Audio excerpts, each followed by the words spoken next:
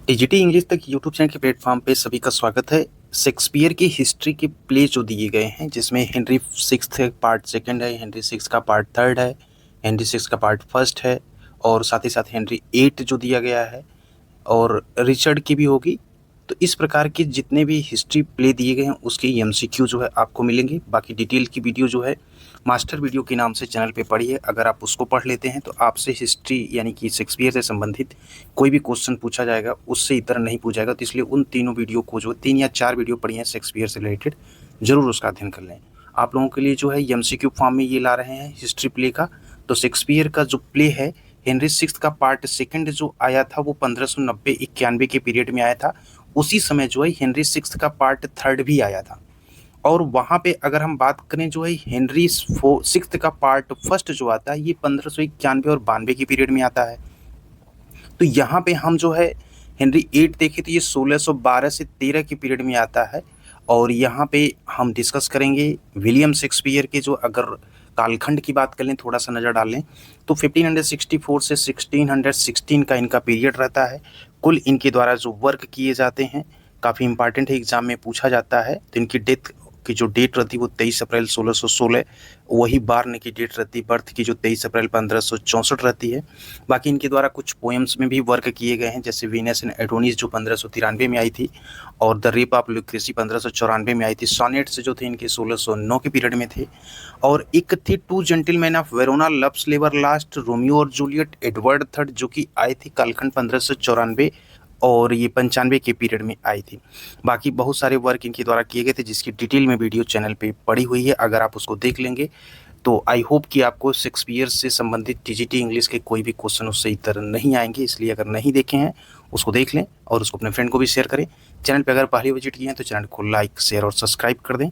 Bell icon को press किए रहेंगे तो जैसे ही वीडियो अपलोड होगी उसका नोटिफिकेशन आपको देखने को मिलेगा। तो चलिए वीडियो को शुरू कर दे। पूरा हिंदी में आपको एक एक चीज़ बताने की कोशिश की जाएगी ताकि आपको कठिन बिल्कुल ना लगे, क्योंकि हिस्ट्री का थोड़ा सा लेंदी पार्ट होता है, बोरिंग होता है। बट इस वीडियो को जब एमसीक्यू आप देख लेंगे तो आपको बोरिंग नहीं लगेगा।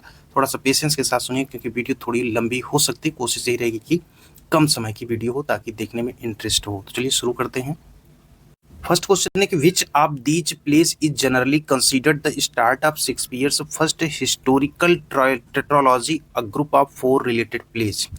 यानी कह रहा है कि इनमें से जो है कौन सा नाटक जो है आमतौर पे जो है शेक्सपियर के पहले, यानी कि start of Shakespeare first historical tetralogy, तो जो शेक्सपियर के पहले ऐतिहासिक टेट्रोलॉजी थी, a group of 4 related place, 4 संबंधित नाटकों का एक समूह की वो शुरुआत माना जाता है। तो इसमें ऑप्शंस में आपको बताना है। तो राइट ऑप्शन हो जाएगा हेनरी सिक्स पार्ट फर्स्ट। ये जो थी नाटक आमतौर पर शेक्सपियर के पहले ऐतिहासिक जो टेट्रोलॉजी थी उससे संबंधित नाटकों का एक समूह जो था 4, उसका शुरुआत जो माना जाता है वो हेनरी सिक्स के पार्ट फर्स्ट से। आपको अभी हमने इसका जो है बताया, हेनरी सिक्स और पार्ट फर्स्ट जो आई थी ये 1591 और 92 के पीरियड में आई थी, Henry six part first. Next question है, the character of Falstaff, a witty and rugged companion to Prince Hal, appears prominently in which of Shakespeare history play। यानी कि यहाँ पूछा जा रहा है कि प्रिंस हेल कि एक मजाकिया और शरारती जो साथी था कौन, फाल्स्टाफ का जो चरित्र है, इसके चरित्र को शेक्सपियर के जो है किस इतिहास के नाटक में जो है विच ऑफ शेक्सपियर हिस्ट्री प्ले में दिखाई देता है। तो क्वेश्चन यह पूछा जा रहा है, पहले क्वेश्चन को समझिएगा कि शेक्सपियर जो है कौन सा ऐसा नाटक लिखे थे जिसमें प्रमुख तौर पे प्रिंस हेल का जो एक मजाकिया शरारती साथी था फाल्स्टफ जो है उसको दिखाया गया है। तो वो नाटक जो था शेक्सपियर का प्ले जो था, ऐतिहासिक प्ले जो था हिस्ट्री प्ले, वो था Henry fourth part first and second. अब हेनरी फोर्थ पार्ट और फर्स्ट सेकेंड के पीरियड में जो है ये फाल्स्टफ का जो है रोल वहाँ पे देखने को मिलता है। तो यहाँ पे आपको बता दें कि जो हेनरी फोर्थ का पार्ट फर्स्ट और सेकंड आया था ये आया था 1597 टू 98 की ड्यूरेशन में आया था। और इसी समय में पार्ट सेकंड और पार्ट फर्स्ट दोनों आए थे। तो इसलिए ये याद करना आसान हो जाएगा कि हेनरी फोर्थ का जो पार्ट फर्स्ट और पार्ट सेकंड जो आया था वो 1597 से 98 का पीरियड में आया था। और यहीं पे फाल्स्टफ का जो डिस्कस शेक्सपियर ने किया है। Which historical figure is the central protagonist of Shakespeare play Henry fifth. अब यहाँ पे पूछा जा रहा है कि हेनरी फिफ्थ में जो है शेक्सपियर के नाटक हेनरी फिफ्थ का मुख्य नायक कौन सा ऐतिहासिक व्यक्ति है? तो यहाँ पे आपको बताना है क्वेश्चन में जो हेनरी फिफ्थ आया था शेक्सपियर का, इसमें जो है मेन तौर पे जो राइट ऑप्शन हो जाएगा वो होगा आपका जो है हेनरी फिफ्थ। अब यहाँ पे हेनरी फिफ्थ जो आया था, इनका ये ड्यूरेशन अगर आपको याद होगा किसी समय जो है मच एडो अबाउट नथिंग भी था इसी ड्यूरेशन में। अब इसका अगर सन आपको याद होगा तो आप हेनरी फिफ्थ का भी लगा सकते हो। वो हेनरी फिफ्थ आया था जो है आपका सन जो हो जाएगा 1598 टू 99 में, यानी कि 1597 से 98 में जो हेनरी फोर्थ का दोनों पार्ट आया था, तो उसके बाद ही तुरंत जो 98 टू 99 में हेनरी फिफ्थ आया था। उसी समय मच एडो अबाउट नथिंग भी था, यानी कि 98 टू 99 15 के। अब अगला क्वेश्चन देखते हैं। अगला क्वेश्चन कर the war of the roses a series of dynastic war in England, यानी कि इंग्लैंड में जो राजवंशी युद्धों की श्रृंखला है the wars of the roses serve as the historical backdrop for which group of Shakespeare play. Shakespeare के नाटकों के जो है किस समूह के लिए जो है वो ऐतिहासिक जो हिस्टोरिकल बैकड्रॉप यानी कि ऐतिहासिक पृष्ठभूमि के रूप में काम करती है, वो बताना है। The wars of the roses, यानी कि जो दो वार्स ऑफ द रोजेज है वो शेक्सपियर के नाटक के किस समूह के लिए ऐतिहासिक पृष्ठभूमि के रूप में काम करता है और कौन? इंग्लैंड में राजवंशी युद्धों की जो श्रृंखला थी उसका ही नाम था the war of the roses. Option देखिए, ऑप्शन में यहाँ पे राइट जो हो जाएगा वो हो जाएगा सी वाला, द फर्स्ट हिस्टोरिकल टेट्रोलॉजी। यहाँ पे जो है हेनरी फोर्थ का पार्ट फर्स्ट, सेकंड, थर्ड और रिचर्ड थर्ड था। अब यहाँ पे आपको हमने अभी बताया कि जो हेनरी का जो है सिक्स्थ वाला पार्ट जो आया था, हेनरी के सिक्स्थ पार्ट के अंतर्गत पार्ट फर्स्ट, सेकंड, थर्ड, तो सिक्स्थ का जो पार्ट फर्स्ट आया था ये तो 1591 में आया था और 92 के ड्यूरेशन में आया था। अब यहाँ पे जो क्वेश्चन दिया गया है इसमें एक चीज और आप देख रहे होंगे कि जो रिचर्ड थर्ड है, रिचर्ड सेकंड जो आई थी वो 1595 और 96 की पीरियड में आई थी। रिचर्ड थर्ड का जो ए होगा वो आई थी 1592 और 93 की पीरियड में आई थी। रिचर्ड थर्ड जब कॉमेडी ऑफ एरर थी उसी समय का तो था 1592-93 में रिचर्ड थर्ड आई थी। तो यहाँ पे राइट ऑप्शन जो हो जाएगा the first historical tetralogy Henry sixth part first, second और थर्ड। तो यहाँ से आपको क्लियर होगा और रिचर्ड थर्ड। अगला देखते हैं।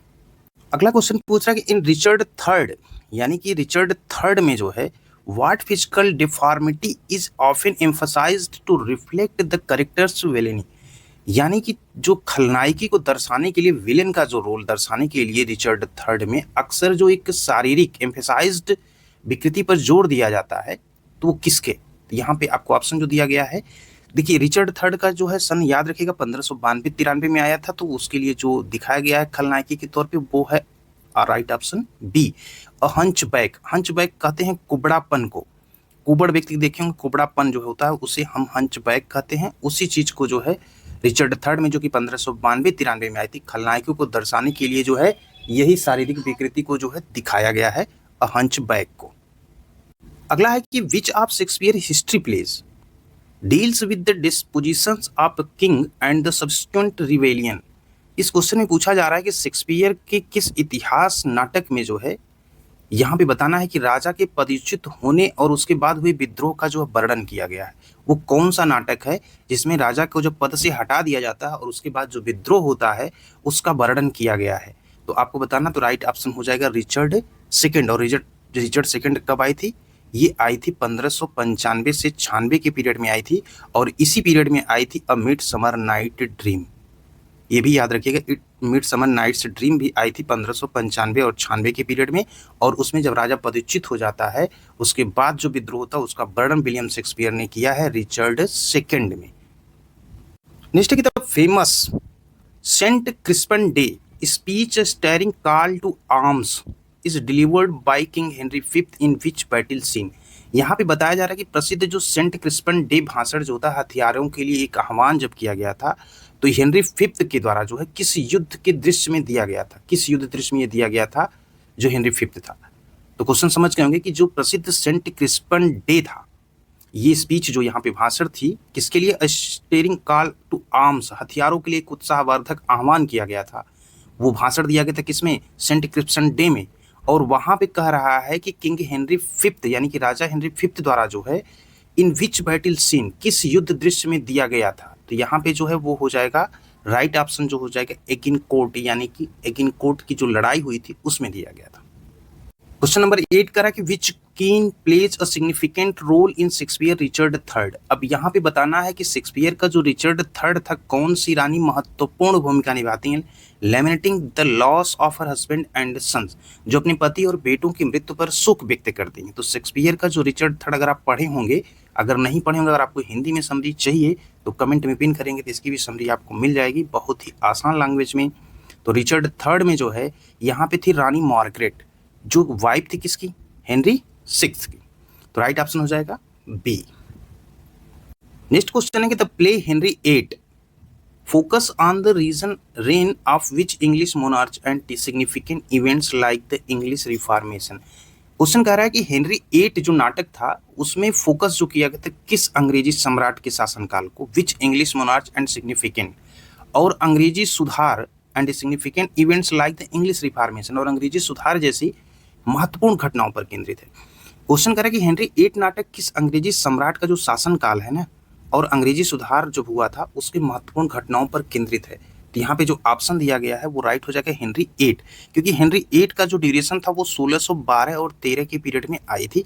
ये 2 नोबेल किंग्समैन थी, कार्डन्यूज थी, और यहाँ पे a play of the double falsehood जो 1727 में लिखा गया थियोबोल्ट के द्वारा जो है उसी को लेकर के यहाँ पे था। तो अगर हेनरी 8 के बारे में भी आपको हिंदी में चाहिए तो भी कमेंट में पिन करिएगा, उसी के अनुसार जो है अपलोड कर दिया जाएगा। तो राइट यहाँ पे हो जाएगा हेनरी 8 ऐसी घटना हुई थी जिसमें जो है शासनकाल में जो अंग्रेजी सुधार जैसी महत्वपूर्ण घटनाओं पर वो केंद्रित थी। नेक्स्ट है कि which of these characters is a common link between Shakespeare Henry 4th part 2 and Henry 5th।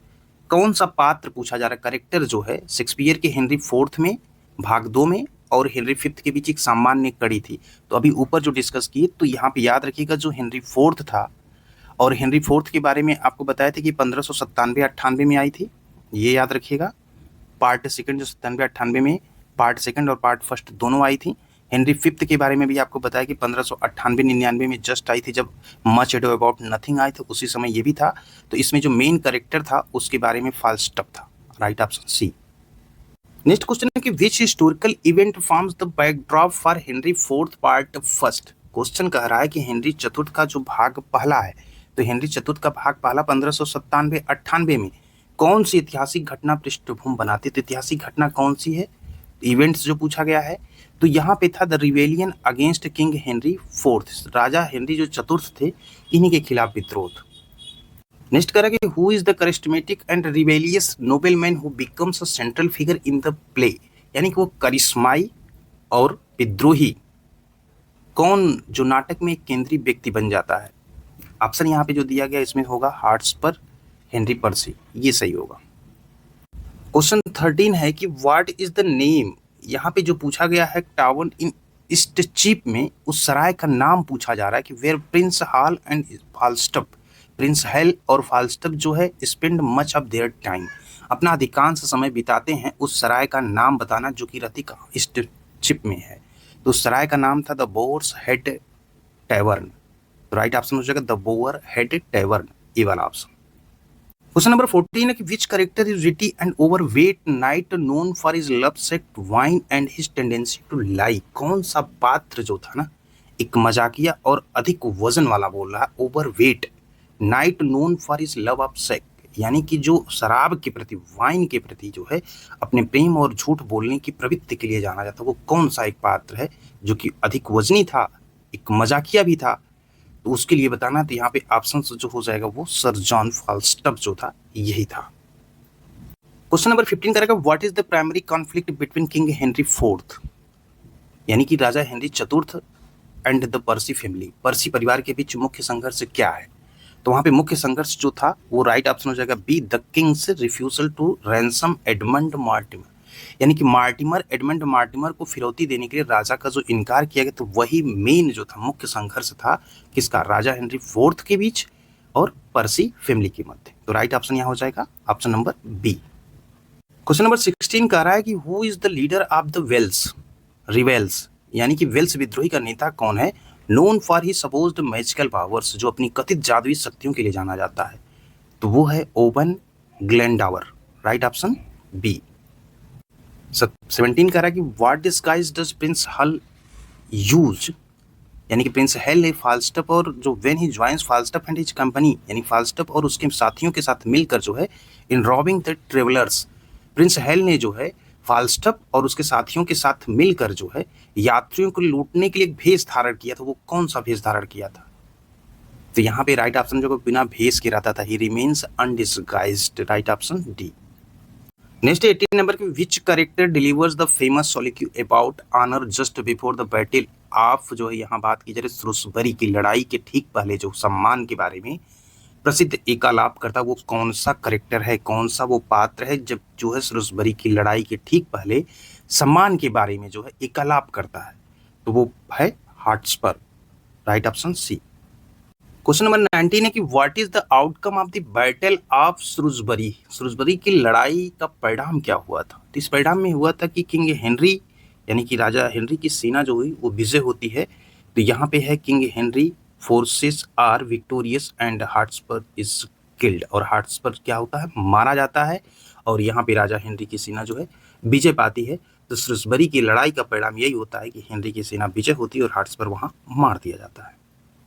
Question number 20 है, इस वीडियो का लास्ट क्वेश्चन है। इसके बाद नेक्स्ट वीडियो भी मिलेगी आपको, इससे संबंधित जो भी होगा आप पिन करिएगा। जो क्वेश्चन आपको चाहिए हिस्ट्री से संबंधित, ये क्वेश्चन की वीडियो कैसी लगी कमेंट में जरूर पिन करिएगा, ताकि आगे क्वेश्चन पढ़ाने के लिए जो है एक मोटिवेशन मिल सके। तो चलिए देखते हैं 20 नंबर का कह रहा है कि what symbolic act does prince Hal perform during the battle, राजकुमार हेल जो है युद्ध के दौरान जो है demonstrating his commitment to his royal duty, जो राजकुमार हेल थे युद्ध के दौरान अपने शाही कर्तव्य के प्रति जो उनकी प्रतिबद्धता थी उसे प्रदर्शित करते हुए जो उन्होंने एक काम किया था जो है प्रतीक के तौर पे, वो कौन सा कार्य किया था ये पूछा जाए, यानी कि सिंबॉलिक जो कार्य किया गया था, एक्ट जो प्ले किए थे प्रिंस हेल, वो कौन सा था? तो यहाँ पे राइट ऑप्शन हो जाएगा कि ही सेव हिज फादर लाइफ, वो अपने पिता की जान जो है वो बचाते हैं। तो राइट ऑप्शन हो जाएगा बी। तो इस वीडियो में आप देखें हैं शेक्सपियर हिस्ट्री के जो प्ले थे उसके एमसीक्यू टॉप 20 क्वेश्चंस जो एमसीक्यू देखने को मिला। कम समय में बहुत कुछ जो है आप सीख सकते हैं टीजीटी इंग्लिश तक यूट्यूब चैनल के प्लेटफॉर्म पे। अगर पहली बार विजिट किए हैं तो चैनल को सब्सक्राइब कर लीजिएगा, साथ ही साथ बेल आइकन को भी प्रेस करिएगा, जैसे वीडियो अपलोड होगी उसका नोटिफिकेशन आपको देखने को मिलेगा। बाकी किस प्रकार की वीडियो आपको चाहिए वो कमेंट में आप पिन कर सकते हैं, उस पर आपको वीडियो जरूर जो है प्रोवाइड की जाएगी। वो संबंधित होना चाहिए टीजीटी पीजीटी इंग्लिश सब्जेक्ट से अकॉर्डिंग टू एग्जाम ओरिएंटेड, कम समय में अधिक कुछ जो है आपको अगर गेन करना है तो चैनल को अधिक से अधिक जो अपने फ्रेंड को भी शेयर करें, ताकि वो भी इस प्रकार की वीडियो का लाभ उठा सके। तो मिलते हैं एक नई वीडियो के साथ, वो लिटरेचर या लैंग्वेज की वीडियो हो सकती है।